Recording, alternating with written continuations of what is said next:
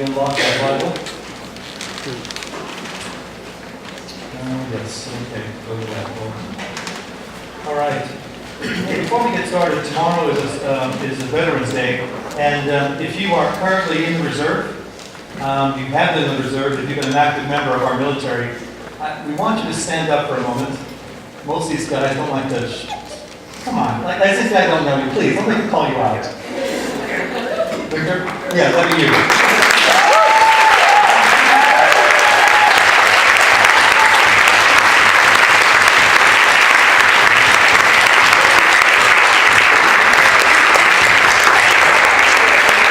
Seriously, from our hearts, thank you for your service to our country and for the time that you gave to serve our country. Thank you very much. Appreciate it. Victor plays the violin, by the way.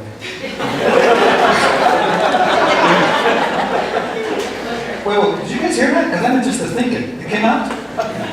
That man. That kid machine plays the violin. Probably should know that. Or is it viola? Yeah, both. I'm not bragging, just stating the facts. Sorry. And a Star Trek fan. So, there's that. Not single. Not single. Oh, no, ladies, he's not single.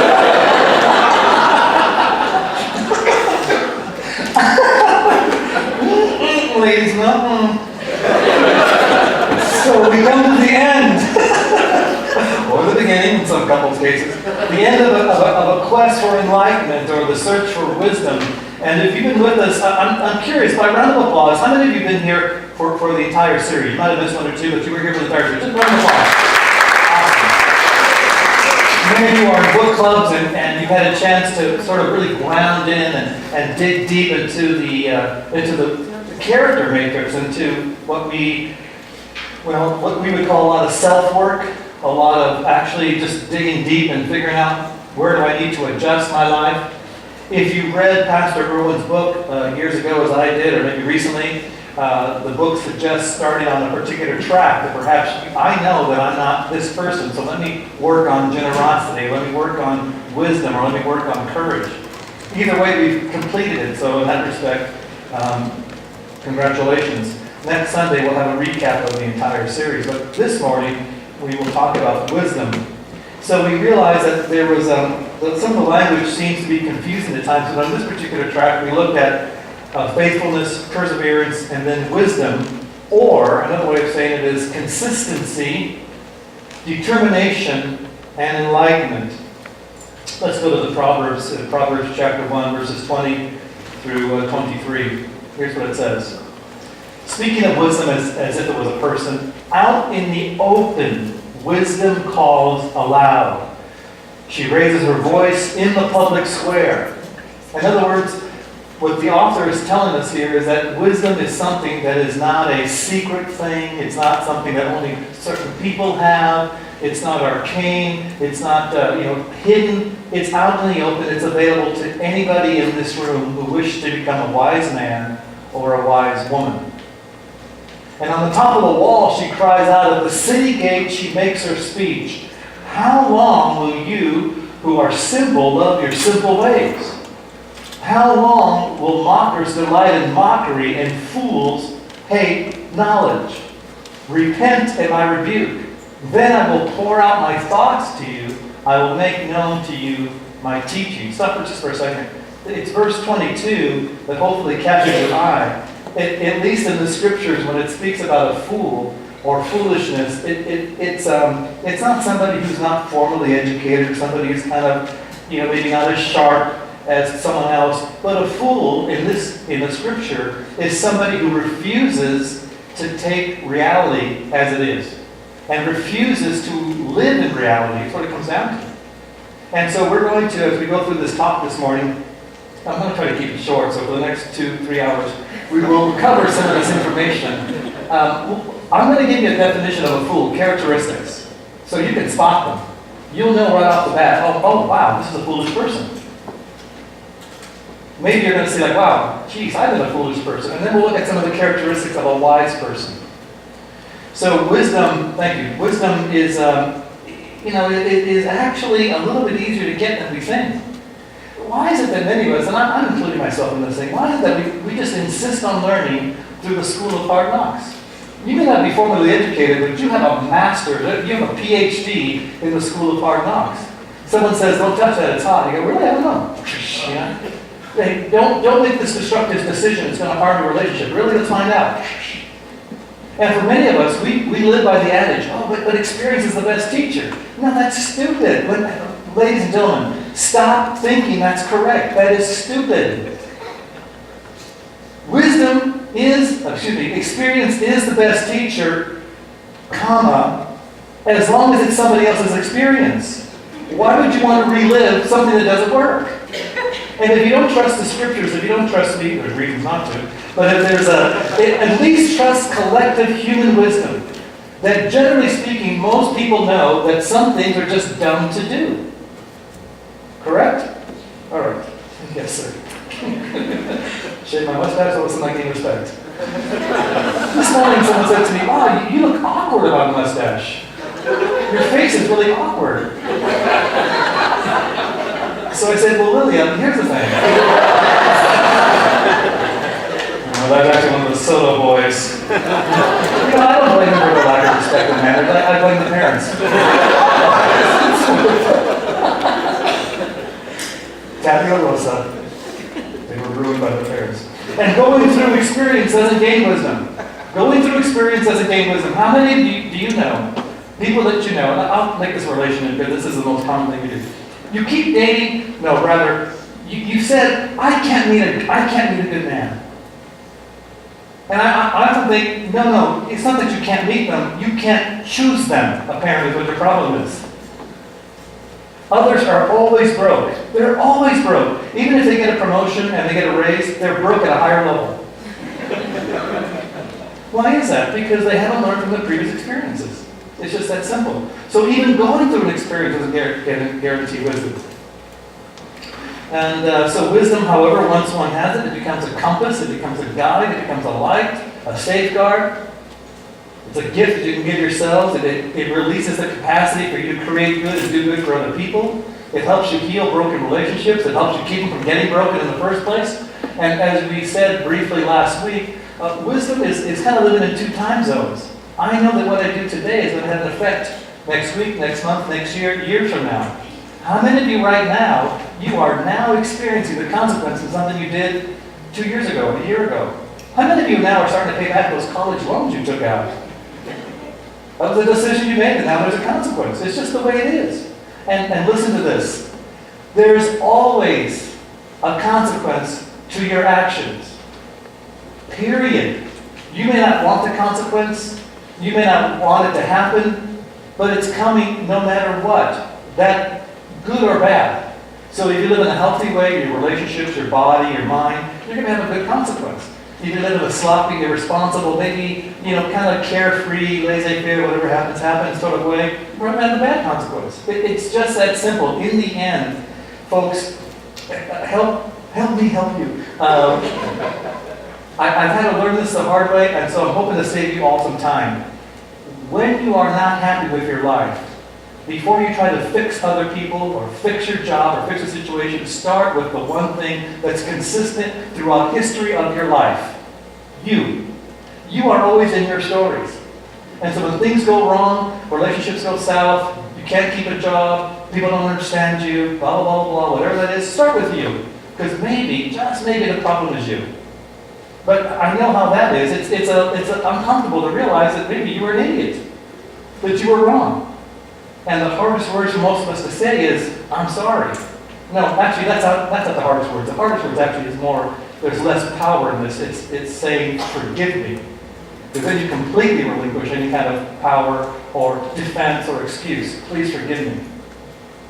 I'm sorry implies, well, I feel bad that happened, but I don't need you to forgive me. Forgive me means you own it all. So wisdom actually gets to the core of the problem. Wisdom doesn't even get you the easiest way out of a problem. So if you're thinking if I get wiser, I'll find the easiest way to avoid problems. No, wisdom will get you the way out of a problem that has the healthiest effects long term. It simplifies, it illuminates, it clarifies. As soon as I hear someone tell me, well, and by the way, they're living a destructive life, or they're just doing something stupid. And, honey, why are you doing this? As soon as they say, well, it's complicated, I'm like, okay. I can do an F for fool. That's right there. No, it's not complicated. You're just being a fool. You're being dumb. You're making decisions that are not right. And somewhere, listen, if you ever had those moments when you're getting ready to go to sleep at night, or better yet, let me stop. How many of you cannot stand to be by yourself with your thoughts? You hate having quiet. You constantly have to have the radio on, music on. Even when you go to bed, you have some kind of noise, because just to have no outside, mental or audio stimulation, you just hear your own thoughts and you don't like them. Chances are, there's a part of you that recognizes you're doing something wrong and you don't even want to hear it from yourself. You don't even want to hear from yourself. You don't want to possibly admit that maybe my wife is right. Maybe my husband knows what he's doing. Maybe my boss had reason to fire me. Maybe I earned that F at school. Maybe that cop was right giving me a ticket. Wisdom is much less about seeing beyond ourselves, but actually seeing in ourselves. It's being able to have a mirror that looks in deep and say, wow, this is what's messed up here. And then not only that, it's not only just seeing what's goofy and wrong, but able to make the change so that you become healthier. So let's take a look at what a foolish person is like. We're going to go to the scriptures first. James chapter 1, verses 2 through 8 says this. Consider it pure joy, my brothers and sisters, whenever you face trials of many kinds. Why? Because you know that the testing of your faith produces perseverance or consistency. Now let consistency of perseverance finish its work so that you may be mature and complete, not lacking anything. So in other words, if you develop the habit of hanging in there when things go wrong and when they're tough, you become a different kind of person. And here's what happens. If any of you lacks wisdom, you should ask God, who gives generously to all without finding fault, and it will be given to you. But now here's the thing that most of us goof up on this passage, or we don't think about this part. But when you ask, you must believe and not doubt, because the one who doubts is like a wave of the sea blown and tossed by the wind. Could you go back to verse 5? See, verse 6 is tied to verse 5. James, brother Jesus, is saying, if you don't know, if you know that you're a person who generally lacks wisdom, but you want to get wisdom, ask God. See, God is not like perhaps our parents have been or our coaches have been at the times when you have to ask for a favor or for help, and they go, oh, I can't believe you're doing this again. Or, you're coming to me with the same problem, really?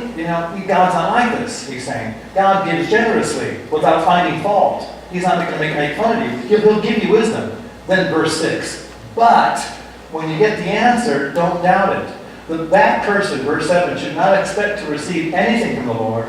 Such a person is double-minded, unstable in all they do. Keep that up there for just a quick moment. Here's what it's saying. Well, first of all, here's what it's not saying. It's not saying that this is not about faith or believing. Like if you ask God for help, you should really believe. Or otherwise you won't get an answer. That's not what it's saying. What it's saying is that you're going to doubt the answer. See, I'll just briefly give you my story. Some of you know some of the struggles I had with my father and that whole mess. And then being a very angry person and lashing out in violence towards others. And then asking God to help me cure my anger. And it seemed always that God kept bringing up my father. And in my head I would actually think, I don't want to talk about that man. I hate him. He's dead to me. I want to deal with my anger. 20 years. 20 years. Don't be stupid like I was.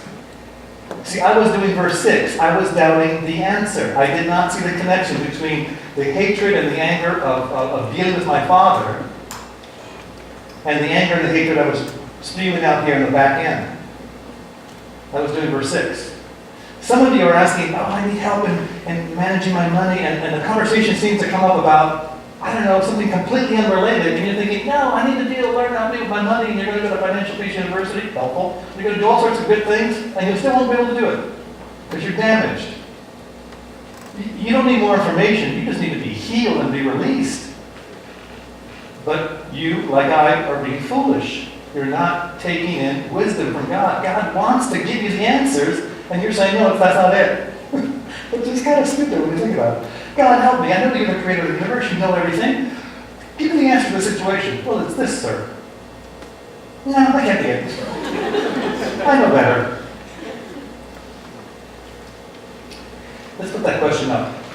What does a person do when the truth or the reality of a situation is given to them? What does a person do when the truth or the reality of a situation is given to them? Leave it up for a moment. This is how you find out if a man or a woman is in a foolish state or in a wise state. It's what they do when reality is undeniable. Now, you've heard me say in the past many years that reality is your friend. You know, often we want to bend reality to our preferences instead of allowing reality to bend us and truth to bend us. Here's what a fool does. A fool will always be motivated by his or her personal gain. Now, I don't mean monetarily. I just mean their personal gain. Because for them, often a personal gain is just being right. I cannot or will not admit that I'm wrong. I cannot give up a position or a preference. And a fool is often the smartest person in the room. They're not dumb. In fact, the fact that they are intelligent is how they're able to get away with their goofiness for so long. They can actually convince you into thinking, you know, maybe they have a point. Maybe they have, no, you're wrong. They don't own their own problems. Have you ever had this person? They seem to leave behind them a trail of mess, broken relationships, groups that split up, things that go wrong, and they never own it. And they'll tell you or minimize their effect on this. But they'll tell you how you've hurt them. You ever had that person in a job? You ever had that man or woman that just cannot hold a job, but it's never their fault? They cannot figure out why if they show up late all the time that they're going to get termed. Often when I had to dismiss an employee, I didn't always like my job. That was one of the fun parts. No, it was not. It was when somebody would look at me and say, I can't believe you're firing me. Man, I am not firing you. You fired yourself. I'm just doing the paperwork. I have no reason to fire you. Now I got to go find another employee, one that maybe shows up sober, or on time. I mean, of all the dumb reasons to be let go from a job, showing up late has got to be the dumbest. That is the dumbest. And I can't tell you how many teenagers or young adults that we let go because of, not from here, but I mean from the church. I'm sorry you're late for Jesus. Get out of here! Come on!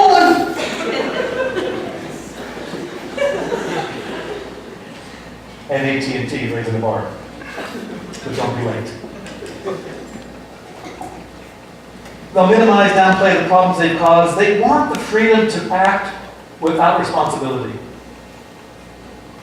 No responsibility. Why can't I do what I want to do? This is who I am. This is what I do.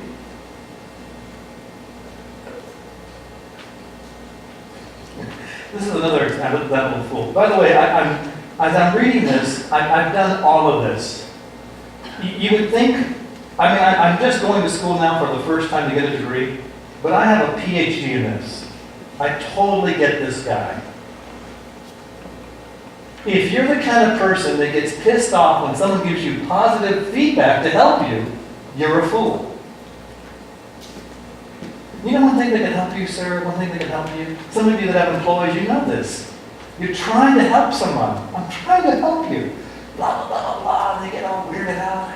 Man, you are not long for this company or long for this organization or long for a lot of things. Because you will not learn. And any person that wishes to be successful or move on and be healthy, be happy, you never stop learning.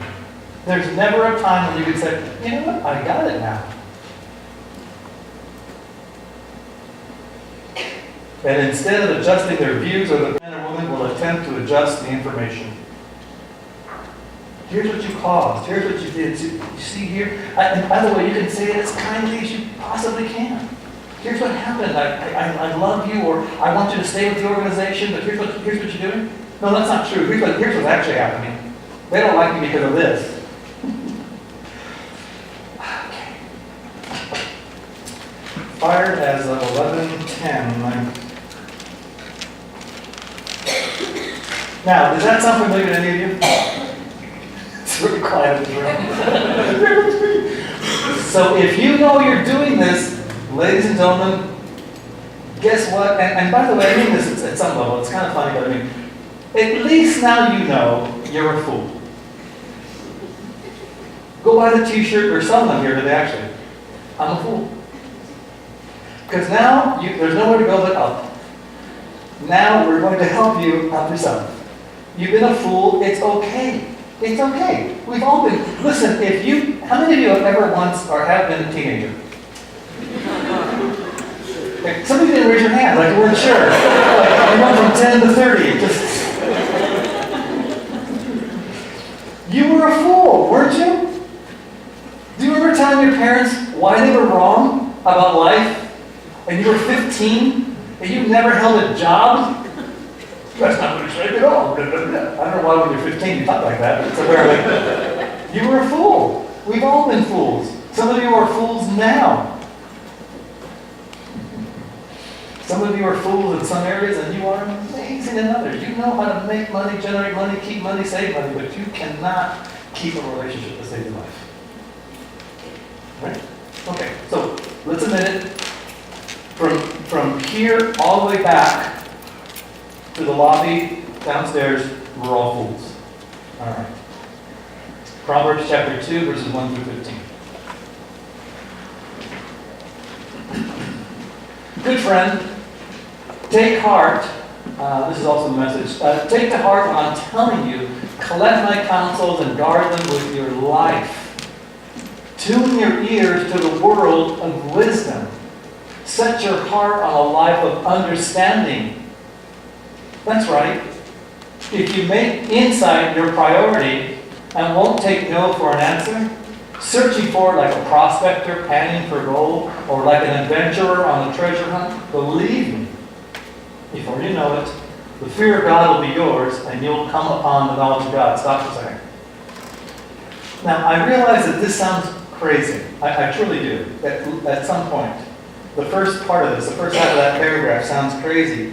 Like, oh, that sounds a little unbalanced, maybe unhealthy. How many of you have books at home, or DVDs, or t-shirts, or posters about a certain hobby you're in? Maybe you're a NASCAR guy. Actually, that's impossible. You would never come here if you were a NASCAR guy. Oh, really? One? We salute you, sir. We tip my hats. Thank you for being here. So, I didn't think that was possible, but I'm glad you admitted it. That's awesome. Some of you are really into airplanes, or you're making sculpture and art, or you have an unnatural fondness for clothing. So, turn it off when I tell you to, okay? Some of you there's a thing you love, and you buy stuff and invest money and time into that thing, correct? There's nothing wrong with that. All that this person is saying is that make getting wisdom a priority like that. Recently, a friend told me from here, they heard about a church meeting where the pastor leading the group through situations has spent over 32 books on conflict resolution and being mentored by another pastor who's twice their age or so, how to resolve problems with staff and people. Now that young man is wise, right? Because he's making that a priority of how to get along with folks. Okay, let's go to the next slide, please, Ms. Fix. And here's why. God gives out wisdom free. It's plain spoken in knowledge and understanding. He's a rich mine of common sense for those who live well. A personal bodyguard to the candid and sincere. He keeps his eye on all who live honestly and pays special attention to his loyally committed ones. So now you can pick out what's true and fair and find all the good trails. Lady Wisdom will be your close friend and Brother Knowledge your pleasant companion. Good sense will scout ahead for danger. Insight will keep an eye out for you. They will keep you from making wrong turns or following the bad directions. Let's put that question back up there again about what does a person do the truth, the reality, situation. Perfect. Okay, now this is what a wise person does. Okay, or maybe, why did I say maybe twice? Maybe, third time. It's language of, let's say, a healthy person, a grounded man or woman, somebody who's not defending themselves consistently. He or she is wise, healthy, confident, and wishes to be transformed into ways that make them healthier. They're always motivated by the good of others. It's not always what's best for them, but it's best for others. Now, I'll give you an example of this, kind of like this. Even if there's always a stage where you hate your parents. Sometimes it's very short, sometimes it's a day or an afternoon. You're mad at your dad, can't stand your mom, blah, blah, blah, right? But even bad parents will do stuff for you that they would never do for another human being. I will never wipe someone else's bottom. I just won't do it. I'm not Mother Teresa. I just can't see that ever happening, ever coming up. I've done it for my kids. Once, and I remember that was good. Did it? Took it off my bucket list. You're up, low. Some of you would never work, give up your time, your hours, your energy, your life to bring home money that you never spent on yourself and making sure someone else lives and prospers. So if there's ever a place where you're still upset with your parents, understand that even if they were bad and they weren't the best, they still did something for you that no one else would ever do. That's being motivated by the good for others. Usually a healthier, well-adjusted CEO is more interested in the benefits of his employees than his own money. I mean, there's nothing wrong with being wealthy, and if you can make money, you should. There's nothing to be ashamed about. You should make all the money you can and live a generous life. In fact, if you have the gift of making money, make tons of it to the glory of God and either give it away or do something good with it. But there comes a point where most people realize that your steak can't get any juicier, your bed's not going to get any softer, your clothes are not going to fit any better, so you want to make sure other people do well. That's looking out for the good of others. That's a wise person. A wise person is interested in what's good right now, but also good in the future. What is the best thing? If I really love this person, how should I treat them today so that they're better a year from now? Even if we're not married, if I'm just dating them, if we're just friends, how do I treat this person so that they're better off when we're not maybe as close as we are right now?